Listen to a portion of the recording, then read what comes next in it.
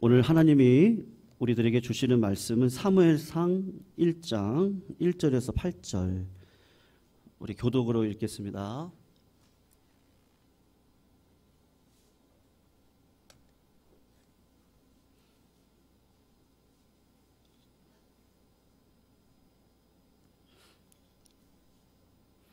(1절에서 8절) 교독으로 읽겠습니다. 1절 제가 읽습니다. 에브라임 산지 라마다임 소빈에 이 에브라임 사람 엘가나라 하는 사람이 있었으니 그는 여로함의 아들이요 엘리후의 손자요 도후의 증손이요 숲의 현손이더라. 그에게 두 아내가 있었으니 한 사람의 이름은 한나요 한 사람의 이름은 브닌나라. 브닌나에게는 자식이 있고 한나에게 이 사람이 매년 자기 성읍에서 나와서 실로에 올라가서 만군의 여호와께 예배하며 제사를 드렸는데 엘리의 두 아들 홈니와 비느하스가 여호와의 제사장으로 거기에 있었더라. 엘가나가 제사를 드리는 날에는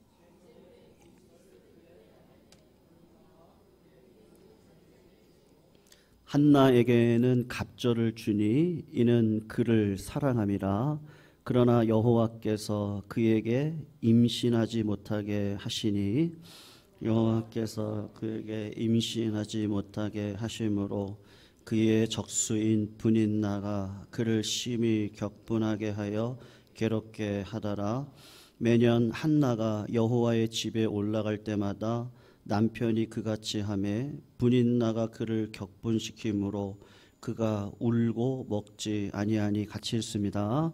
그의 남편 엘가나가 그에게 이르되 한나여 어찌하여 울며 어찌하여 먹지 아니하며 어찌하여 그대의 마음이 슬프냐. 내가 그대에게 10 아들보다 낫지 아니하냐 하니라. 아멘. 저는 우리 모든 성도님들이 하나님의 손에 붙들려서 위대하게 쓰임받기를 소원합니다. 네, 우리 그런 성도님들이 다 되실 줄로 아는데요. 오늘 본문을 보시면 하나님의 눈으로 보셔야 되는데 하나님이 어떤 사람을 쓰시는가가 잘 나와 있습니다. 오늘 본문에 등장하는 세 인물이 나오는데 첫 번째가 엘가나, 그리고 두 번째가 한나, 세 번째가 브닌나라는 인물이 등장을 합니다. 오늘 본문을 이해하기 위해서 엘가나에 대해서 우리가 조금 묵상할 필요가 있는데요. 엘가나가 태어난 곳이 그리고 고향이 어디냐 하면 라마나임 소빔이라고 나와 있습니다. 근데 이 사람이 어디 살았느냐 이렇게 생각하실 때 그냥 강원도 산골에 살으셨다라고 보시면 딱 맞습니다. 그 당시 예루살렘이나 헤브론 같은 도시들은 거대한 도시고 라마나임 소빔은 그냥 강원도 한 면소재지 정도 되는 시골이라고 할 수가 있는데 하나님께서 정말 이름도 모를 사람이고 이름도 모를 도시에서 태어난 이 자를 쓰시는데 얼마나 큰 도시에 살았냐 유명하냐 그것보다 하나님께 진실된 마음으로 기도하고 살았느냐에 따라서 하나님이 하나님 나라를 이루어 가신단 말입니다. 그래서 사실은 우리가 엘가나라고 하는 이름을 사무엘서를 통해서 알았지 우리가 성경을 몰랐다면 엘가나 이런 분을 전혀 기억할 만한 사람으로 생각하지 않았을 거예요. 그런데 이 엘가나의 신앙이 어떠냐 하면요, 굉장히 좋습니다. 오늘 본문을 보시면 매년 성소에 올라가서 하나님께 제사를 드렸다 이렇게 이야기를 하거든요. 그러니까 지금 이 시대가 언제냐 하면 사사시대예요. 그러니까 사사시대에는 그 정한 율법을 가지고 하나님 앞에 나아가서 예배를 드리는 자가 많지가 않았단 말입니다. 자기 소견에 옳은 대로 이 말씀의 질서 안에 들어와서 살아가면 하나님이 내 마음 가운데 말씀을 주셔서 말씀이 흥황하는 자리로 나를 이끌어 가셔서 하나님의 손에 붙들린 자로 살아갈 수 있는데 사사시대에는 자기 소견에 오른 대로 왕이 없더라. 특징이 그렇잖아요.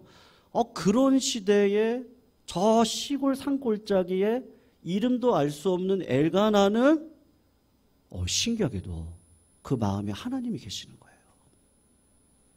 누가 올라가서 예배드리라고 얘기하지도 않는데 가족들을 데리고 올라가서 예배를 드립니다. 여러분, 우리가 교회 생활하면서 은혜를 받을 때도 있습니다만 은혜를 받기보다는 상처를 받을 때도 있지 않겠어요? 오늘 엘가나가 딱 그래요. 교회를 갔는데 성소에 올라갔는데 홈리 비느하스라고 하는 제사장이 부도덕하고 악한 일을 많이 합니다. 근데 엘가나가 그런 일을 개의치 않아요.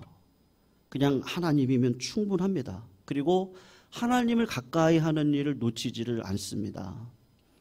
그런데 그 엘가나에게 두 부인이 계시는데 아마도 첫 번째 부인이 한나였던 것 같고 두 번째 부인이 분인나였던 것 같습니다. 한나가 아이를 전혀 낳지 못하니까 이 엘가나가 두 번째 부인을 얻었던 것 같습니다.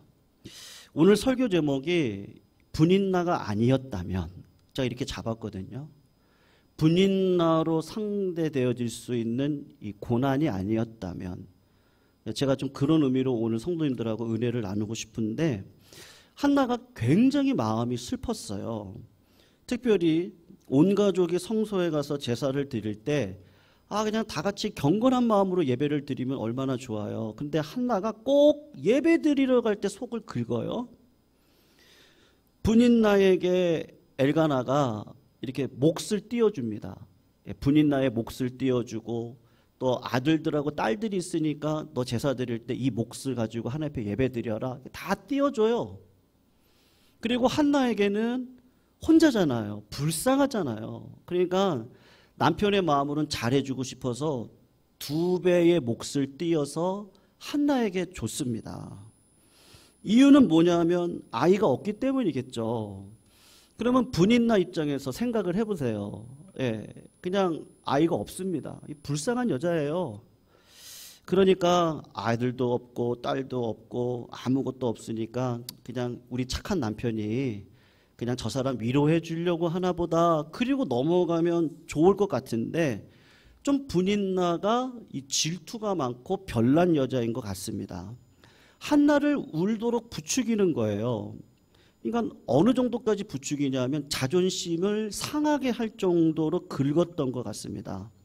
얼마나 상처를 받았는지 울 수밖에 없었고 한나가 어느 정도까지 가냐면 밥을 안 먹어요. 죽고 싶은 거예요. 내가 이렇게 살아갈 필요가 있을까? 그런 마음이 들어서 먹고 싶지도 않고 그냥 울고만 있는 겁니다. 근데 하나님이 은혜를 어떻게 주시냐면 엘가나가 참 착해요. 상처를 받은 한나를 볼 때 진심으로 위로합니다. 여보, 내가 당신을 진심으로 사랑하잖아. 내가 당신이 아들 못 낳는다고 내가 쫓아냈어? 그것도 아니고 당신이 억울한 일 당하는 거 내가 아는데 당신 꼭 기억해. 내가 저 10아들보다도 더 나은 사람이니까 나를 꼭 기억해. 그리고 내가 있잖아. 걱정하지 마. 정말 한나 입장에서는요, 많은 위로를 받았을 거예요.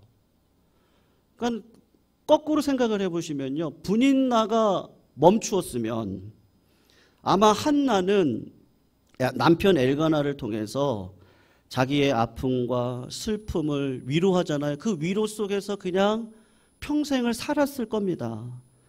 그랬다면 사무엘도 등장하지 않았을 거고 서도요. 그리고 사무엘도 태어나지 않았을 거란 말입니다. 우리가 지난주일 섭리에 대해서 배웠는데 좀 섭리에 대해서 한 번 더 얘기를 해보고 싶더라고요. 그래서 오늘 특별한 섭리거든요. 어떤 섭리냐? 이 고난의 섭리, 분인나의 섭리가 한나의 삶에 쑥 들어와 있는 거예요. 남편인 엘가나가 한나를 진심으로 위로하고 그리고 한나가 마음을 정하고 그래, 내 남편이 있으니까 이렇게 살아가야지. 이렇게 살아가는데 분인나가 계속해서 염장을 지르는 거예요. 어느 지경까지냐 하면요, 엘가나를 어느 지경까지 몰고 가느냐 하면 한나의 마음속에 분인나가 이렇게 괴롭히는 거, 그러니까 한나가 그런 마음 갖는 거죠. 남편이 다 막아줘요. 위로해 줍니다. 그런데 분인나의 괴로움이 너무너무 심합니다. 그래서 어떤 마음까지 가냐 하면 내가 남편의 위로는 살아갈 수 없겠구나. 남편의 위로로는요, 위로가 안 돼요. 견딜 수가 없어요. 그래서 그 마음이 복된 마음으로 가는데 하나님이 나를 위로해 주셔야 돼요. 네. 분인나가 계속해서 염장을 지르는데 그냥 남편 의지하고 살아가려고 했어요. 근데 자꾸 염장을 지르니까 남편의 위로로도 만족이 안 되는 거예요. 그래서 하나님 앞에 나아가서 하나님이 나를 위로해 주십시오. 한나가 어디까지 갑니까? 하나님의 위로가 필요합니다. 나 하나님하고 결단 내려야겠어요. 하나님 저한테 복 주실 거예요? 아니면 이 길을 그냥 걸어가게 하실 거예요? 자꾸 어렵잖아요. 잘 의지하고 살아가고 싶었어요. 근데 내 삶에 계속해서 어려움이 찾아와요. 하나님 앞에 나아가서 내가 오늘 하나님하고 결판 내리겠습니다. 죽든지 살든지 금식은 흉하게 결박을 풀어주는데 먹고 싶지 않아요. 하나님 앞에 나아가서 기도할 거예요. 하나님의 위로가 필요해요. 근데 그렇게 복된 자리에 인도를 해주는데 누가 그렇게 해주는 거예요? 뒤돌아보고 보니까 분인나 때문에 그 신앙의 섭리 안에 들어가서 하나님을 만나는 자리에 들어가는 거예요. 여러분, 한나의 인생 가운데 가장 고통을 준 사람이 누구예요? 분인나예요. 근데 뒤돌아보고 보니까 가장 복을 준 사람이 누구예요? 엘가나가 아니고 분인나였단 말입니다. 신앙생활하면서 믿음생활할 때 우리 성도님들이 하나님 앞에 나와서 간절히 찾을 수밖에 없도록 만들어주는 것이 있다면 사실 그게 성도님들에게 복입니다. 믿으시기를 주님의 이름으로 축원합니다. 여러분 한번 생각해 보세요. 내가 오늘도 이 자리에 나오셨잖아요. 그리고 나로 하여금 기도할 수밖에 없는 것들이 있거든요. 어떤 성도님들은 정말 그렇게 말씀하세요. 기도할 수밖에 없어서 기도하는 거예요. 집안에 어려움이 있다든지, 갑자기 큰 질병이 생긴다든지, 회사에 어떤 문제가 생긴다든지, 관계에 큰 고통이 있을 때 환난과 어려움은 절대로 좋은 게 아닙니다. 그리고 대부분 환난과 어려움은 다 죄로 인해서 오는 경우가 거의 대부분입니다. 그런데 하나님께서 나에게 찾아오는 어려움과 죄를 통해서 하나님이 어떤 방식으로 내 마음을 끌어가시느냐 하면 내 마음 가운데 성령을 주셔서 하나님을 바라보는 자리로, 그리고 하나님이 어떤 하나님인지를 경험하는 자리로 우리를 자꾸 인도해 가시는 거예요. 그래서 사무엘서 첫 장을 보시면 한번 분인나가 없다라고 한번 생각을 해보세요. 그럼 누가 없어요? 사무엘이 없어요. 아무것도 없습니다. 한나의 삶에 분인나가 딱 들어와 있기 때문에 그 분인나의 악함이 계속 있을 때 한나가 하나님을 계속 간절히 찾게 되는 은혜의 자리에, 간절히 기도의 자리에 들어가 하나님을 만나는 거예요. 여러분 믿음의 눈으로 지금 여러분의 삶을 돌아보십시오. 나로 하여금 하나님 앞에 가까이 하게 하시는 게 뭐죠? 어떤 분은요, 제가 보니까 자녀이시더라고요. 네. 자녀가요, 하나님이 인도해 주셔야 돼요. 그래서 그 부모님이 기도를 놓칠 수가 없는 거예요. 어떤 분은 남편이에요.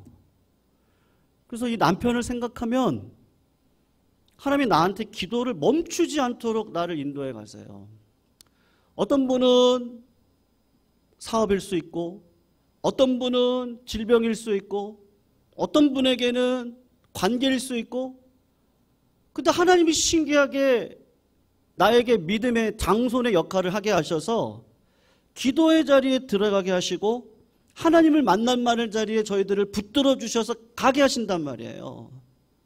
왜 그렇습니까? 하나님과 가까이 하게 하시는 것이 하나님께서 우리들에게 주시는 복이거든요. 제가 이 예어가 맞을지 모르겠는데 언젠가 속초를 내려갔던 적이 있었고요.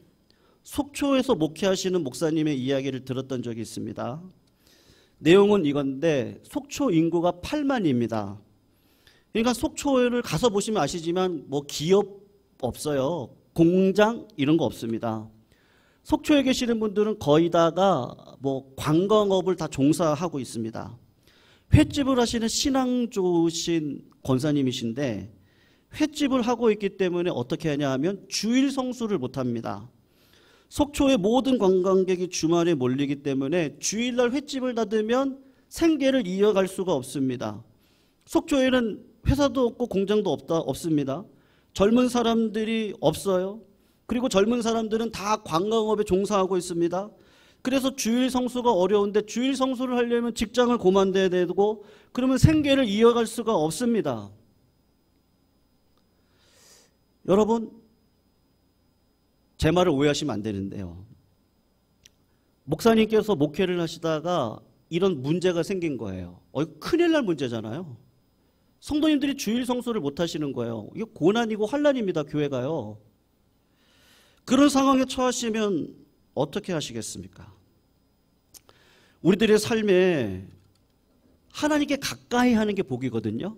하나님은 우리를 어떤 과정, 분인나 같은 상황을 통해서 하나님께 가까이 하도록 우리를 인도해 가시는데 그게 환난일 수도 있고 축복일 수도 있습니다.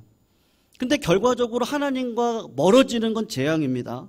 그게 환난일 수도 있고 축복일 수도 있습니다. 하나님께서 환난 때문에 내가 하나님께 더 가까이 나가면 그건 복이에요. 근데 환난 때문에 하나님께 멀리 나가면 그건 저주예요. 축복이 임했는데 그 축복 때문에 하나님께 더 가까이 나가면 그건 복인데 축복 때문에 하나님과 멀리하면 그건 저주가 되는 거잖아요. 이런 상황 가운데 어떻게 하는 게 맞겠어요? 한번 생각해 보세요. 여러분, 사람은 경험한 것만큼 폭이 넓어지잖아요. 중동 한인교회는요, 중동의 문화는 주일 개념이 없어요. 그러니까 주일날 예배를 못 드립니다. 그래서 언제 예배를 드리냐면 화요일 날이나 수요일 날 주일처럼 예배를 드려요. 예. 그러면 이 교회는 어떻게 해야 되겠습니까? 우리가 주일 성수 절대 안 되죠. 제가 오해하시지 말라 그랬어요. 제가 그거를 반대한다는 얘기 아닙니다. 이런 고민될 일이 교회에 벌어졌습니다. 내 삶에 고민될 일이죠. 내가 하나님을 선택할 거냐, 내가 내 감정을 갖고 그대로 살아갈 거냐, 이런 문제인데 주일날 이런 일들이 벌어져요. 그러면 어떻게 하면 되겠어요? 우리 이럴 수 있거든요. 주일 성수 안 합니까? 무슨 권사가 그러십니까? 그렇게 할 수도 있겠죠. 근데 하나님께 가까이 가는 게 복이에요. 교인들의 3분의 1 이상이 다 그래요. 그럼 어떻게 하는 게 좋을까요?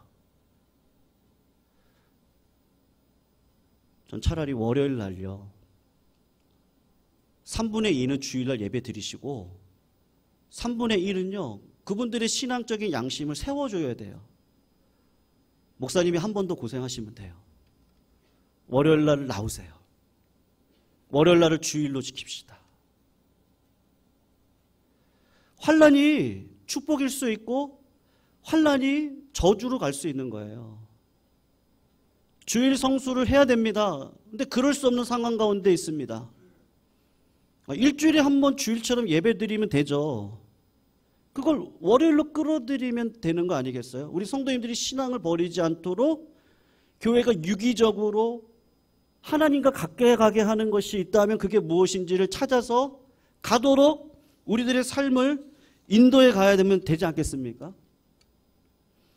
하나님께서 예수 그리스도를 통해서 우리 믿음의 삶에 대해서 이야기를 하실 때 대한민국에 살던 이스라엘에 살던 우리가 죽전에 살던 미국에 살던 뭐 어디에 사시던지 간에 주님이 말씀하셨던 것 딱 하나가 있는데 누구든지 내 제자가 되려거든 자기를 부인하고 자기 십자가를 지고 나를 쫓을 것이다. 그렇게 이야기를 하셨거든요. 내 힘으로 해결될 일이 없습니다. 그럴 때 한나가 어떻게 합니까? 내 힘으로 해결되지 않습니다. 내 믿음으로 해결되지 않습니다. 못합니다. 어떻게 해요? 할 수 없죠. 전 그냥 이렇게 살아가겠습니다. 하나님이 믿음이 역사하실 수가 없는 거예요. 믿음의 그릇이 되어 하나님이 그 사람을 쓰시지 않겠어요? 여러분, 결국 신앙은 내가 책임져야 됩니다. 내가 선택하는 것에 따라서 하나님 앞에 한 걸음 한 걸음 가까이 나아가시고 있는 사람이라면 하나님이 그 믿음을 보시고 우리를 부르셔서 하나님의 복된 인생 가운데 우리를 세워주십니다. 그런데 그런 환경과 어려운 가운데 결국은 내가 책임지는 거거든요. 의견을 얘기하고 이렇게 하면 어떨까요? 이렇게 하면 우리 성도님들이 신앙을 어떻게 더 돈독하게 해가나갈 수 있지 않을까요? 엘가나를 통해서 주시는 하나님의 은혜에 만족하고 살아갔다면 아무것도 일어나지 않았을 거예요. 여러분, 신앙생활할 때 조심해야 될 것이 있거든요. 우리는요, 누구 때문에 어떻게 하죠? 정당화하죠. 나 기도 안 해요. 이렇기 때문에 어떻게 한다 그러죠? 하나님 앞에 정당화를 시켜요. 근데 아니요. 자식 때문에요? 아니요. 자식 덕분에 내가 하나님 앞에 더 가까이 가요. 환경이 때문에? 아니요. 내 이 환경 덕분에 더 풍성한 삶이 무엇인지를 깨달아가요. 나의 이 꽉 막힌 이 마음을 하나님이 깨트려 주셔서 목요 집회를 할 수도 있어요. 좀 그런 고민도 들었어요. 우리 교회가 어르신들이 많고 새벽 예배가 사실 힘들어요. 그래서 그냥 특별 저녁 집회로 할까? 오히려 우리 교회 체질에 더 맞을 수도 있거든요. 이것 때문에 새벽 예배 못 하겠네요. 그게 아니라 우리 어르신들 덕분에 우리 좀 이런 방식으로 하면 좀 어떨까요? 사랑하는 성도님들, 한나에게 주신 게 뭐죠? 남편 엘가나거든요. 그걸로 위로받고요. 나 이제 이렇게 살아가면 되겠다. 딱 그런데 하나님이 그렇게 하지 않으세요. 꼭 분인날을 딱 옆에다가 붙여 넣으시고 내가 안주하면서 살지 못하게 하세요. 나 이 정도 하면 됐죠. 내가 이 정도 베풀렸으면 되지 않습니까? 내가 이 정도 기도했으면 됐죠. 그게 아니고 하나님이 자꾸 분인날 같은 상황을 내 삶에 딱 넣어주셔가지고 가만히 있지 못하게 하는 거예요. 자꾸 하나님 앞에 나아가게 하시는 거예요. 하나님 앞에 나가서 기도하게 하시고 하나님을 찾게 하시고 하나님을 만나게 하시고. 요셉을 생각해 보세요. 꿈쟁이였단 말이에요. 그냥 그 꿈 꾸고 그 꿈 해석하고 살아가면 얼마나 좋겠어요. 근데 그 삶에 뭐를 갖다 붙여요? 형들의 배신, 형들의 어떤 그 살인의 어떤 계획, 도모, 그런 걸 갖다 붙여가지고 14년 동안 훈련받게 하시잖아요. 그렇지 않았으면 인생의 봉양자로 쓰임받을 수 없었을 겁니다. 다윗을 생각해 보십시오. 기름 부으고 왕 세우면 얼마나 좋겠어요. 그런데 어떻게 하세요? 10년의 기간 동안 사울을 갖다 딱 붙여가지고 믿음으로 살아가는 일을 멈추지 않고 걸어갈 수 있도록 인도해 가시는 거예요. 사도 바울을 놓고 보세요. 나 이거 안질 때문에, 간질 때문에 나 일 못하겠어요, 하나님. 하나님 제 얼굴도 좀 세워주셔야죠. 다른 사람은 고치는데 왜 제 병은 못 고쳐요? 근데 하나님이 어떻게 하세요? 그 사단의 가시를 나의 마음 가운데 딱 심어 넣으시고 네가 약할 그때의 강함이다. 사람의 본능을 아는 거죠. 내가 잘난 줄 알면요. 우리는 절대로 하나님 의지하지 않거든요. 근데 하나님이 참 왜 이렇게 하실까? 처음 가서 물어보고 싶지만 분인날 덕분에 믿으시죠? 아멘이 작으십니다. 믿으십니까? 네. 하나님이 원하시는 건 딴 거 없습니다. 그래, 내 계획이야. 구하라. 그래, 내 섭니다. 찾아라. 하나님 너무 힘들어요. 그래, 내가 지금 다 작전 짜놨어. 두드려. 그럼 줄게. 네. 성도님들, 아마 뭐 우리나라가 지금 여러 가지로 힘듭니다. 네. 뭐 사업은 더 힘들고요. 그리고 물가는 왜 이렇게 많이 올랐어요?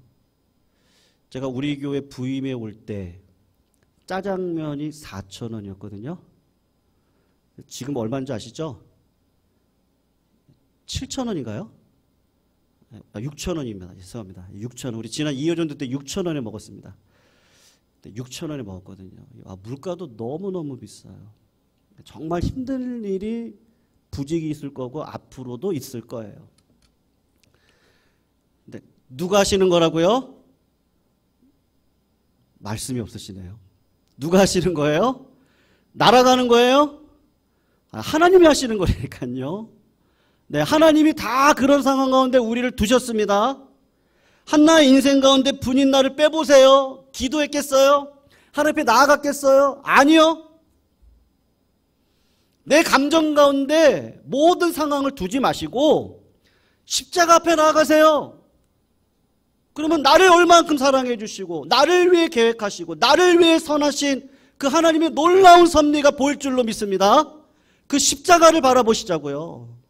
그리고 기도를 놓치지 마시자고요. 그리고 하나님 앞에 나아가십시오. 그럼 하나님은요, 결국은 주십니다. 뭐죠? 내가 죽느냐 사느냐 자꾸 사시려고 하지 마세요.